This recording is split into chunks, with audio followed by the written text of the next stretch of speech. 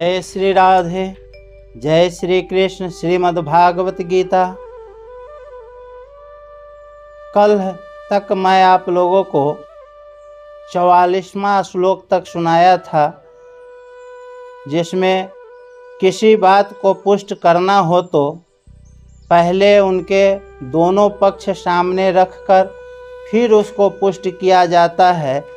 यहाँ भगवान निष्काम भाव को पुष्ट करना चाहते हैं, अतः पीछे के 3 श्लोक में सकाम भाव वालों का वर्णन करके अब अगले श्लोक में निष्काम होने की प्रेरणा करते हैं।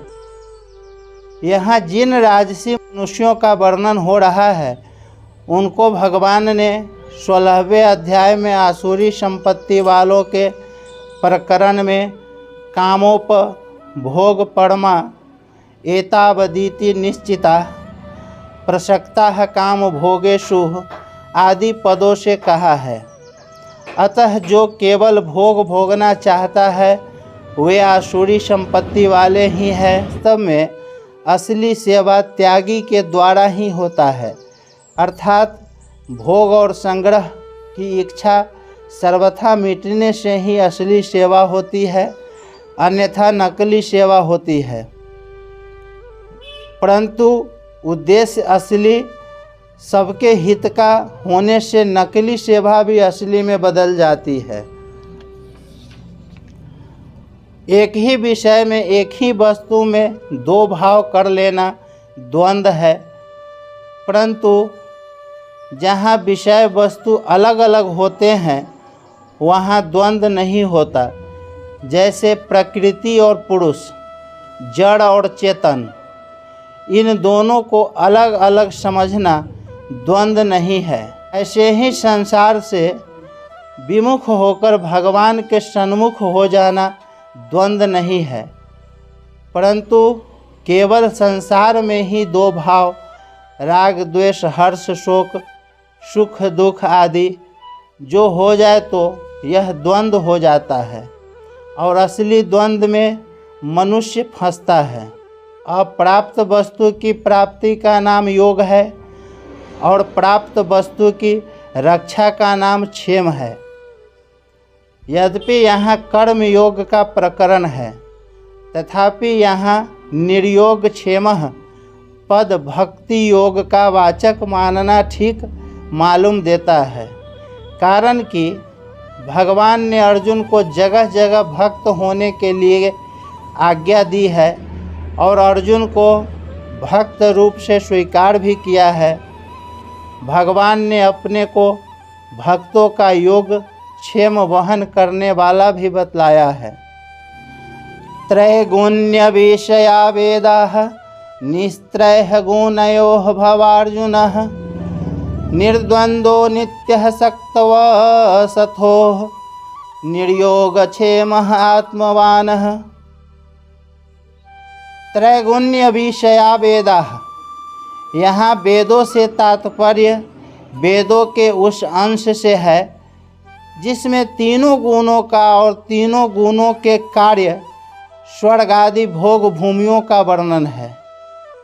यहाँ उपर्युक्त पद्यों का तात्पर्य वेद की निंदा में नहीं है, प्रत्युत निष्काम भाव की महिमा में है।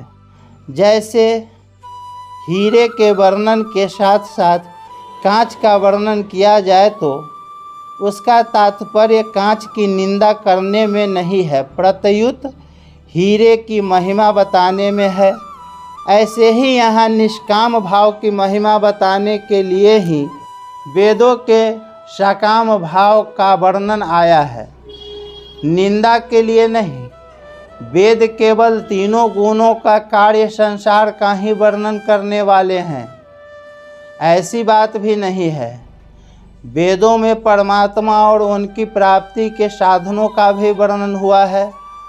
निस्त्रय गुणयोः भावार्जुनः, हे अर्जुन, तू तीनों गुणों के कार्य रूप संसार की इच्छा का त्याग करके असंसारी बन जा, अर्थात संसार से ऊंचा उठ जा। निर्द्वंद्व,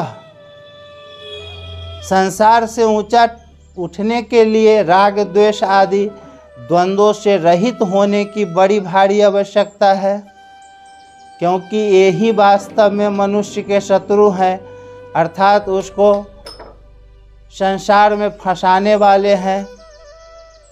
इसलिए तू संपूर्ण द्वंद्वों से रहित हो जा। यहाँ भगवान अर्जुन को निर्द्वंद होने की आज्ञा क्यों दे रहे हैं?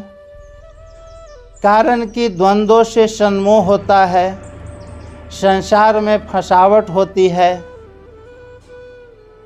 जब साधक निर्द्वंद होता है तभी वह दृढ़ होकर भजन कर सकता है। निर्द्वंद होने से साधक सुखपूर्वक संसार बंधन से मुक्त हो जाता है। निर्द्वंद होने से मूढ़ता चली जाती है। निर्द्वंद होने से साधक कर्म करता हुआ भी बंधता नहीं। तात्पर्य है कि साधक की साधना निर्द्वंद होने से ही दृढ़ होती है। इसलिए भगवान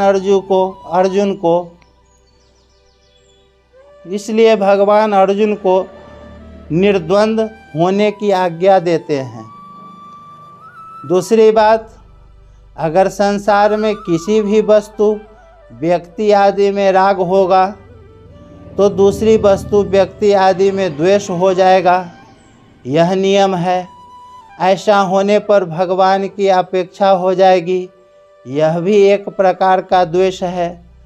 परंतु जब साधक का भगवान में प्रेम हो जाएगा तब संसार से द्वेष नहीं होगा।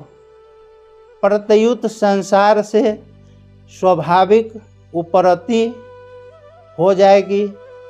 उपरति होने की पहली अवस्था यह होगी कि साधक का प्रतिकूलता में द्वेष नहीं होगा, किंतु उसकी अपेक्षा होगी।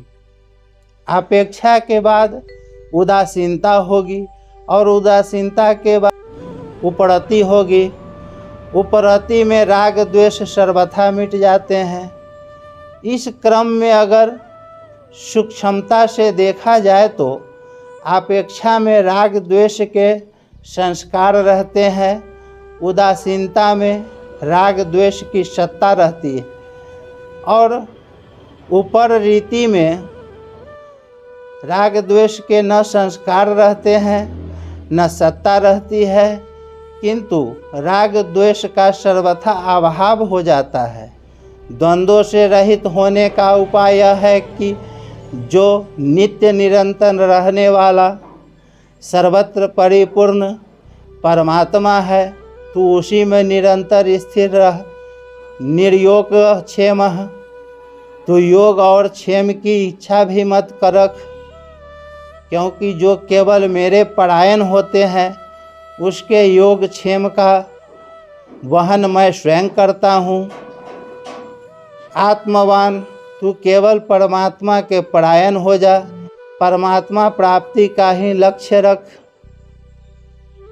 निर्द्वंद्व, वास्तव में जड़ चेतन, सत असत, नित्य अनित्य, नाशवान अविनाशी आदि भेद द्वंद्व है। योग और क्षेम चाहना भी द्वंद्व है। द्वंद्व होने से सब कुछ भगवान ही है। इस वास्तविकता का अनुभव नहीं होता, कारण कि जब सब कुछ भगवान ही है तो फिर जड़ चेतन आदि का द्वंद्व कैसे रह सकता है।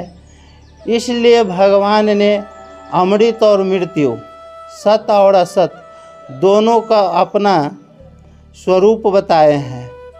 अमृतं चैव मृत्यु सचः सदसच्चा हम अर्जुन।